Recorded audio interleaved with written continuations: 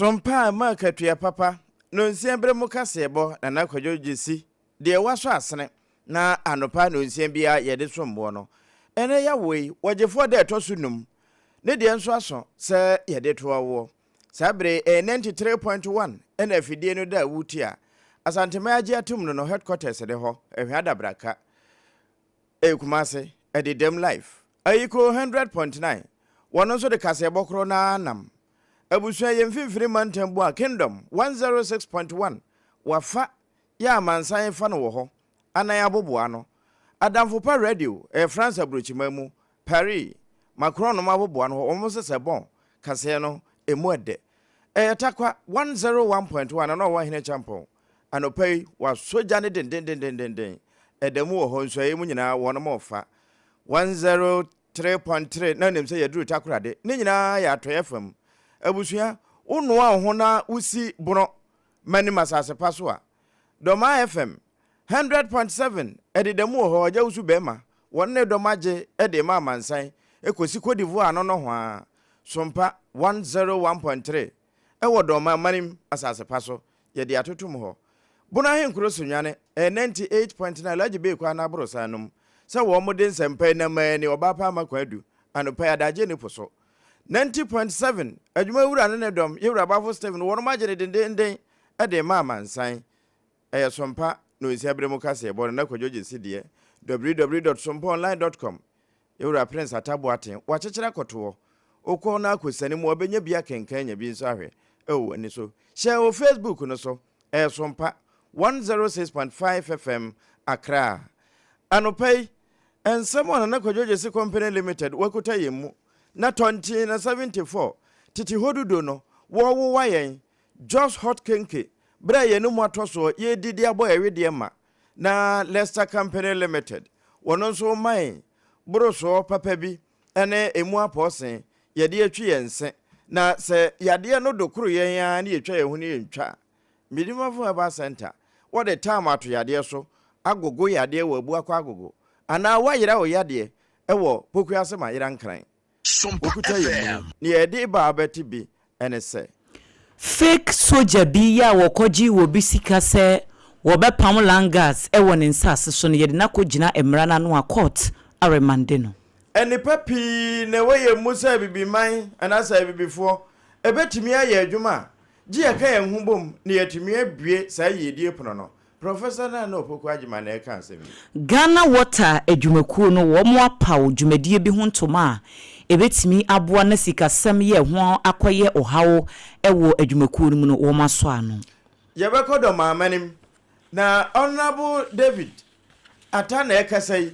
wose enhwemu mapa eyese ekoso pa na wedi MP ne wo frɛ no ewo ambulance a wo mo se ase no kwa pa efa so a ese wo mo hwehwem Ablekuma North mrasebedwani ede atu jase sesia kokuram yade eku omanfo dodo no a ewo man Ghana mu a ebi munya kora na aye wo mo se owuo kwan so a ene wo mo nam wono ma wa santema mu na odidwa tituru wadum blue light ho wo mo se wo mo da so a etwen se railway corporation fo ebedumo bo wo mo ama wo mo timi aye wo mo dwane ye na yewie nso a yede wo akwamano ne Libya manu emu kwadubofo sonko wo mahase yenhwehwemu ede afa ekwan ye nam so a owura Gaddafi ono ankasa ne ba oto nanom ewo ensiedo eho nsem ene afoforo bia no peyed ne nyina esomo ewo Sompa 106.5 FM Accra so medin ede adwoa asare mene triple emai ejapia APAM DADAA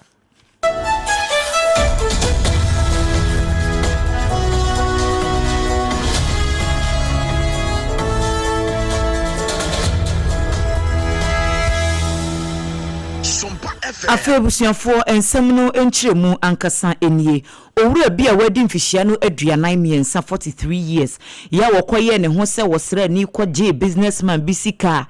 esom 192,000 Ghana cedis na chese titisika no 1.92 billion en wokoje yese woye security penyini pa ya wodi ne dwuma e wo Ghana Armed Forces chese woye sojani na obetimi abo owura no ho ban e de free landguard fo ho ye ka sei circuit court a ewo enkran wo ma remande owura no Mahama Sani Razak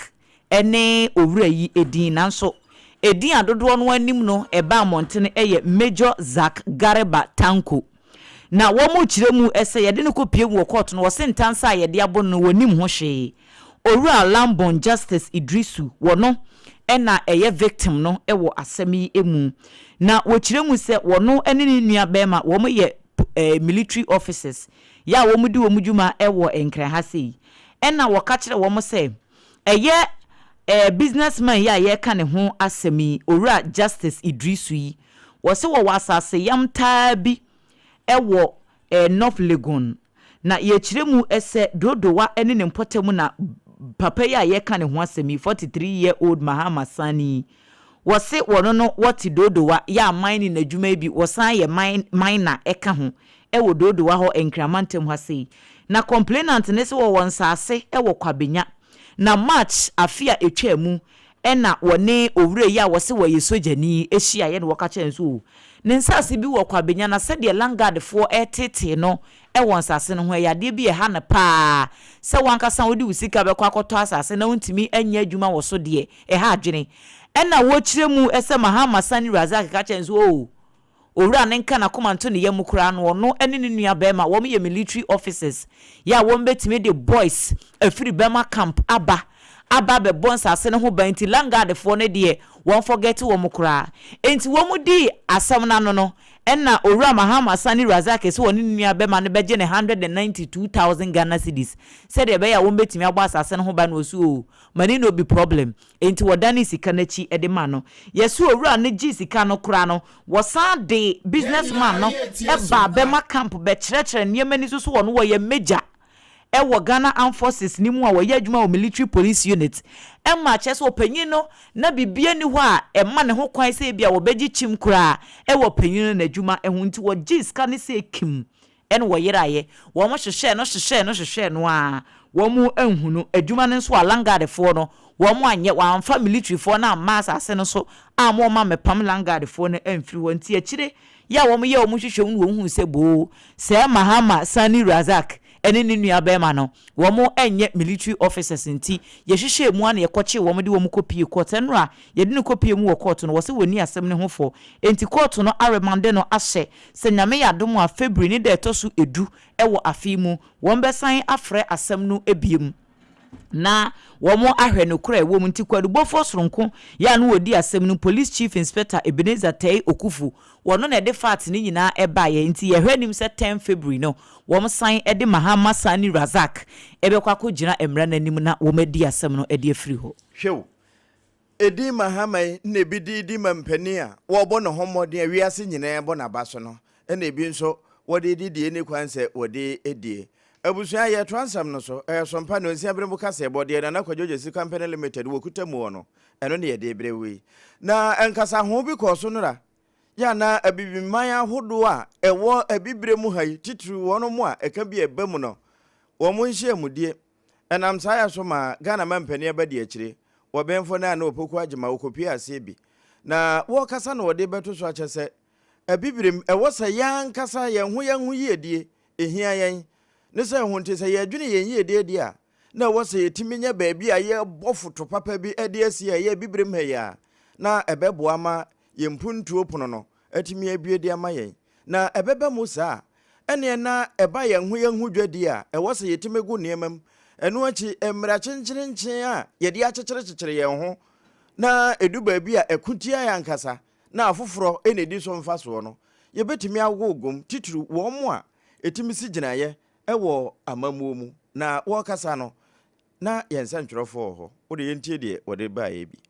It is a belief that lies at our reset agenda. The idea of a reset is to move us from dependency to self-reliance, from fragmentation to integration, from exporting potential to building prosperity at home. The vision of Africa as a single integrated economic space remains unfinished. Whether this reflects the constraints of imagination or the execution, we must remember what is at stake, and that is prosperity for Africa's people. Our borders should connect us. From Pan-African Festival of Arts and Culture through the Year of Return initiative to the Diaspora Summit, successive governments in Ghana have worked deliberately to bridge our historical and economic divides with the understanding that progress is strongest when it is collective.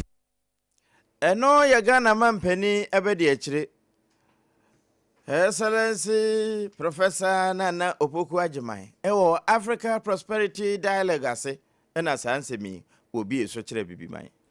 Yetwa so ewo ensemfofo mu Ghana Water Company Limited APAM dwumadie bi a yefrɛ Revenue Enhancement Initiative ɛho entoma ya ne nyina no eba beboa sɛ de beya sikasɛm ya enkoye ewo adwumakuo no emu no wo betimi ahye atoto niema na panyi kwankyerɛfo a wɔda adwumakuo na no eyowura Adamuta Wakilu wono ne de ensemi etudwa wabra no wone nsɛmtwerɛfo etwetwe nkɔmɔ no wɔ se Ghana Water adwumakuo no wo mu sikasɛm bɛyɛ mfie kakra ni de nyade se ejina yie pa wo hwɛ operational cost akade ahodoɔ ya wo de ye adwuma ne ho ka wo mo ebo a eyade bi a edoso na wo se de bi ya no anye bi kura ensuo ya omanfo demand esese wo mu enya ejina beye 350 million gallons nanso de wo mu timi produce edema omanfo no eye 220 million gallons into timu se ensonson ya eda ne wo mu ntimi nyenimu no eyade bi se ekɔ animu pa enu nti ene wo mo apa o se adwumadie hu entoma se revenue no wo mo ebeyire wo mo ho no wo magigi ni ye se ebia infrastructure enhyehyɛ bi ya ewo adwumakuo no emu structures a wo mo de ye adwuma no na enkoye enti no wo mo boss aka no a esese wo mo timi edane eniema ni se de beya ba bibiara ntokro bi atuetue no wo betimi ahye na wo masisi santokro no nyina ano kwan na Ghana Water adwumakuo no so etimi afa no ntoma pa efra. Our production capacity, as we speak, that I'm talking of installed, is 220 million gallons, a huge shortfall of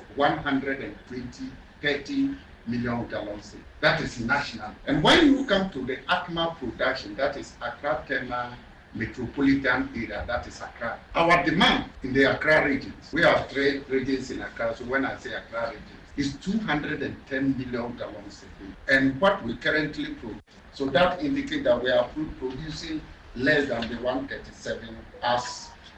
stated earlier. So the persistent gap inevitably affects service reliability and equitable distribution. Our 4 point is customer indebtedness. Outstanding arrears across customer category now run into billions SOMPA FM nationwide. It rose from 1.6 billion in 2023 to 2.1 billion Ghana in 2024. Enti wo kyerɛ sɛ mu a muntua mo water bill no nso mu nyina mo ka ho bi na Ghana Water Company Limited adwumakuo no efa wo hawo mu enti mu a muntua water bill no nyina muntua onuamfo Adamuta Wakilu a wo managing director adwumakuo ne ete ne nken Ani ehia papa ensutuo esanse no a na bedom aboa mo manya bi de adada so na efe ba bia ya na papo na apaapai no nso a mon report no nso ya mon report mamemfa nko Doma Central mrasha badwani a wo Doma Central ya Honorable David Atwim na mpotamu ho no pani ni edi na akasai na asema ode to edwane se no kwasemu ne wonde woka na wode akire Honorable Doma Central wono ne edi David Atwim na ekasai wono aso na anko bia dumasa electoral area wo ya assembly member chine ya manyoku no ewo Doma Central hokro na wo ye secretary wo se niema bi ikoso a ase adwene maso ambulance na ahodo ewo district bia no se wahwehwe a ase asesei umpota mu de eya adwuma kama de na no wo se yantwe adwene nsiso na efe adekoro poten a ekeka no nti a eya sa no hwehwemu nkom ehwemu nkom no so na efe wo mo pe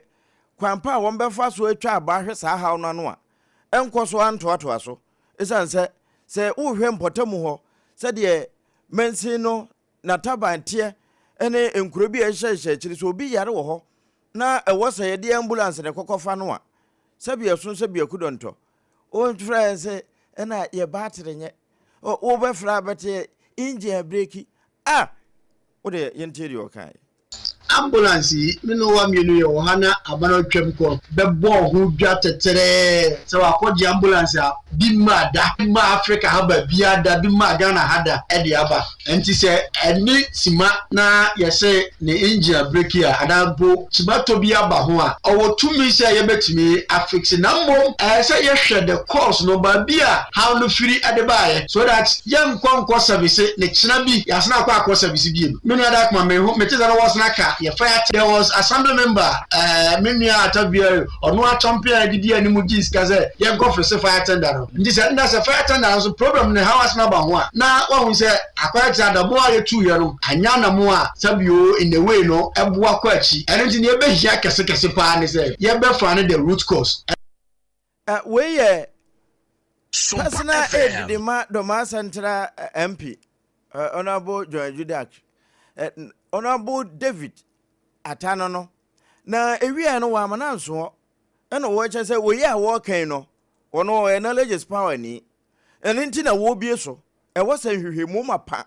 esa so kura ekoso e wo de wo kan ho enya se wa kan wie no na wo mafa ne tra se de data twen kura ase na o ne MPD nkoma na wo mu hwehwem na ye hwe se de wo kan no kura bi ni mu a the moment kasa mena maye sima na asena site zana fire tender na ye no ere de menye sure se na ye boa asondo ba mane yi enti honorable bekoso and ministries no adin kita ho say here say ye di new one ebeba ye di new one ebeba say here say I say ampina nkasa the common fund through the common fund or the CCA na ebeye ye ade amadomafo a why not obeye ne sa enti ye way alternative no which one is the best benye and ebeboa ya de hye no benye and ebema a long lasting solution and into Yugusua, ye to one more. No meaning say, be one say, NDC as a political party, no, ye mano, and into ye MP, ye MC, ye president, ye ministers, or more citizens of ye manana ye no, and the Adibia woha, I had to mamufono, and NDC akumaso. Into Brano no, yes, I say you push the mampi, you will push it at the amount, yes, I push the mamsi, you will push it at the amount, yes, I come in one year small mabacono, you will to one more. Sebe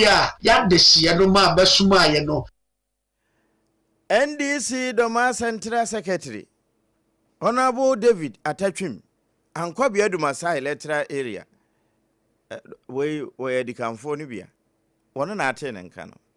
yet one upon nsia kase no so e won semfoforo emu mrahye bedwani ya wogina mu e de mo manfo wa Blekuma North abato mpeswa so eye onunyamfo Erabna Oben na wode atudwa enura omayi mrahye bedwam ya we dia de srede no wode to Ghana fo nyina enim se obia emma na pomden ho ehia ne titru se wombe penim de ede afa kokoram yade ho wo se cancer yade bi asese no ama ne homene so wo man mu a eku nipa bebre na de ba ko a ya na ya ne sedodo no ano wo mu ebehunu no na ache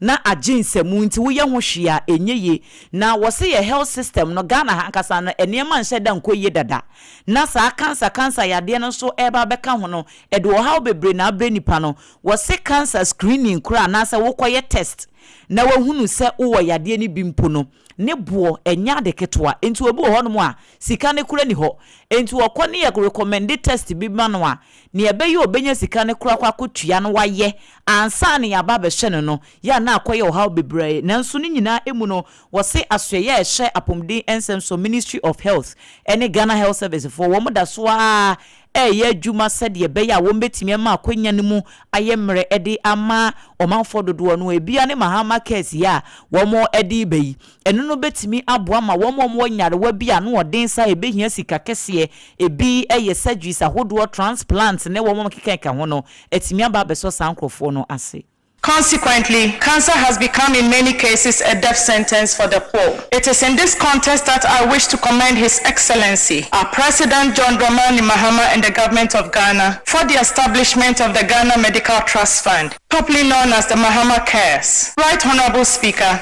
this initiative represents a bold and compassionate policy intervention aimed at providing financial support for Ghanaians suffering from chronic and life-threatening diseases, particularly cancer. Mahama Cares offers hope.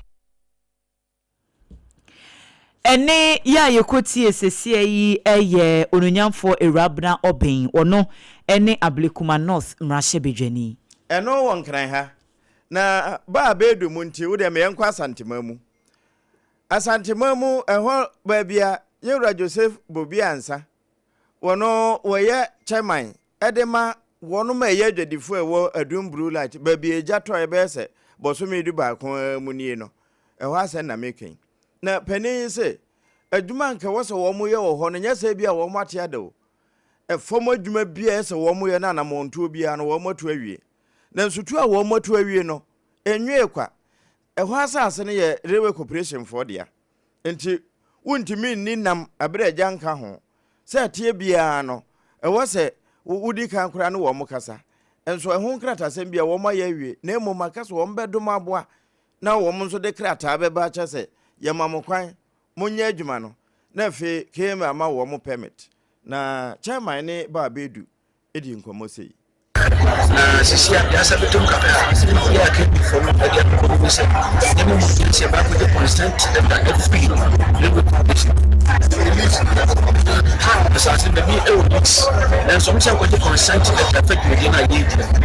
nti ye do ma na ama ye tua na mo akon ni si na mo si nti ni so atia nti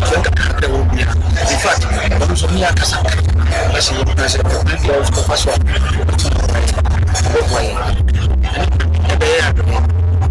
I don't care.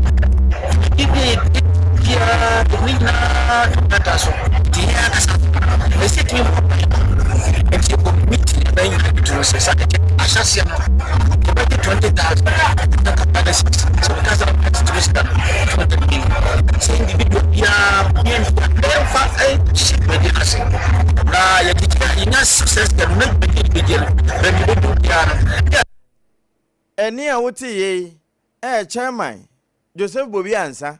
ya Adum Blue Light ajodifo no won chairman ene ba bedu edi nkomo ewie no wo se ntwanto so de se wo mu twetwa bi to so ani na allegation amanfo amema na no nso wo kan bi e kan ho so big declare ma se mayan kunta na declare so esa sami na no pese ko bono to famo patio skan nyen na ne bae de mbae o ka mechi yen saka ye dia ina so ka ta ti ke me kan se yen timin tra en ko bi sika se da gis kan ni di wo edu da bi de se na de ta se ye sho mo so skip ya ya sabatu fo to de se git se na be bi nya hatami e se nya bi to pa Chairman Joseph Bobiansa wono ena Adum Blue Light ajodifo no woye wo mutitre ni ena ate se wo kasa wo che se wotete nsem bia hu ne yese be bia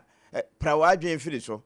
unya nte firi mpenimfo ano ntemfa no nyasem eno eye bra wone yamane boni ba bedu edi nkomo abusua yenyina no so na ye hutia wamfo yaboafo nkrato mra ye ba ye du be wuram ewa amanone na ensem ahodo a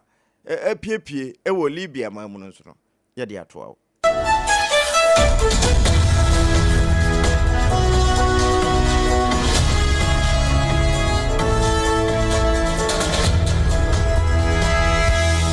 10-point homeopathy clinic. Ghana had the obi enim say ye prostate. Na baby omutimi ye screening ema hu ni ye etu asia. Na ye 10-point homeopathy clinic. Anase ye kidney, ye liver problem. Wo fa baby ena ajuju. Na de fa ne premature ejaculation no a ba ma bi a wo ne wodofo akwakwahia. Asa wo di ne ho agro. Asa wo tonte. Ene ye bra 10-point homeopathy clinic. Na ye moa wo. Ema ne mema mo pa wo. Ye 10-point homeopathy clinic. Wo mo da mufua. Yare bia infections bi ne wo ho. Anase bia wo hwa wo fa baby na adwojo kidney problem prostate de eye endpoint homeopathy clinic kuma se obehu endpoint homeopathy clinic e wo konoma boy hia e na akra hanso so de wo mu gina mu ankasa e wo spintex bebre friend share signboard no huduro na obusasa wo pe endpoint homeopathy clinic obia e be kire for endpoint e wo 0244867068 and 0274234321 endpoint homeopathy clinic wo mu de mu Emra me pacho bra na me hwa de wo bagi bra aden ena so biem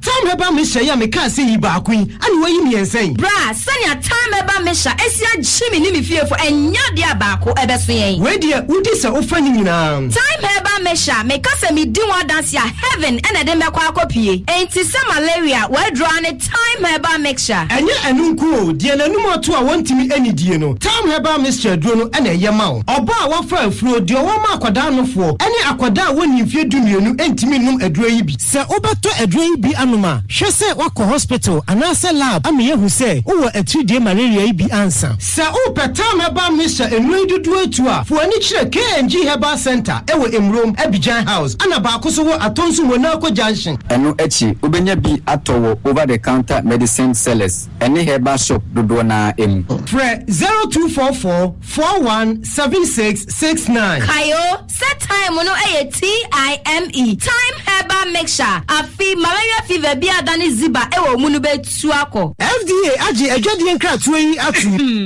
medo edra no pa wutimi to wo boase etwitwi wusi o ado na so ni se me de yas toothpaste and the brush and the twitwi mesima menya homka senti na ye bokoyi na me die me all time favorite yas herbal toothpaste and the brush aboa me amasesei menum so a enwunu anasa de ehia me semfimfem me biem na won hwasa mesi aye fita sesrecha homa na et brightens yas whitening toothpaste and the brush and me de hwimese enti na wo se afei na yas total care gel toothpaste and the brush ne de ebo wo se ho ban demu ne nyina ema wonum ye sham oh yes Enukratrodo, Yas Herba, Yas Whitening, and the Yas Total Care Gel Toothpaste, and the brush, Ebusian Chamfa. Sawo pedudu tu e won kran ha. For Leicester Ghana Limited, and was 050-161-9588. Leicester Ghana Limited, and the Yas Toothpaste mo ahodo, and the brush abedwaso, abeboye.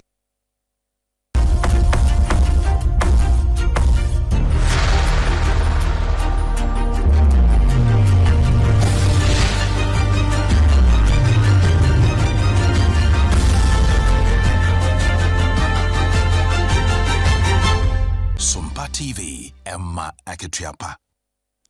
Emma Aketiapa mpa yekowie kase no ewo Libya maino emu na Libya kwadubofo ese wo mahase nhwehwemu ekwan a enam so a yekun Shaif al-Islam Gaddafi ya wono no eye eba ede ema wo maino long time leader Colonel Muammar Gaddafi na yechiremu ese ore enu edi mfihia no aduru no 53 years na nipa dodo no anim senka ne papa Gaddafi no woto nanom wonse do 2011 mu hono na ne bana na eba bedi na de no wahwe enso confrontation bi koso nam so ma enipa beye enan bi ekobo ni tuo ekunu ewo no ankasa ni fie ewo Zintan City ya eno no enkrate ya ebaye ni nchiremu a wo mode baye enti etu aboba ena ekun Shaif al-Islam Gaddafi na kwadubofo ewo man no mu eno a womo ebo ensemtwofo amane no womu kire mu se womo ahyase yenhwehwemu dendenden se de be ya sankrofo no a womo koye saade ye behunu womo na ye de womo agina emra no womu se ensem wani nuaba ebeka ye ekire mu ese wokowu wo biaye bi ewo Algeria ho baabi enso penifo chese da bi we no eyade bi a emu awuram kakra esanse womu nim nipa kora na etai sa assassination no achi enti yesase yehwehwem na yehu womu na eyemanim semse owura Gaddafi wono ne beye oman ne mampani ye adwuma 1969 ho baabi kopem se 2011 womo ebo ni tuo ma wono so eto ananom ewo ensiedo enti womo da so a yenhwehwemu eberesemu no amanebo bi a ebefiri honom aba se update ewo Libya mainum ye beda na yechwe de ama etiefu no so na yegina na no pay ensema wodo a yeboaboa no e de beso mo se kasebo a edikan e wo SOMPA 106.5 FM ne yede ni nyina esi ede amamonia na edi mu akote ni bi ene se fake soldier bi a wokoje businessman bi sika 192 Ghana cedis 1000 Ghana cedis se wo betimi abona sa se ho ban e de free langard fo ho no yede na kwakogina mrana no e ma court aremande no obemfo na na opoku agema Ghana mampani abadi akire e de ato abibiman panimfo nyina enem se yanwena bibima yedi ho eno na beboa ama yempuntu abantem Ghana water adwumako no e de adesede to Ghana fo nyina ni mu a muntua water bill no se adaworo ma muntua se de be adwumako no betimi anye sika na wo mo de abo mo ho bra Doma Central NDC secretary wono na ye ankwabi adumasa assembly member wono akura ye aid eduma Doma Central MP honorable John Adujak honorable David Ata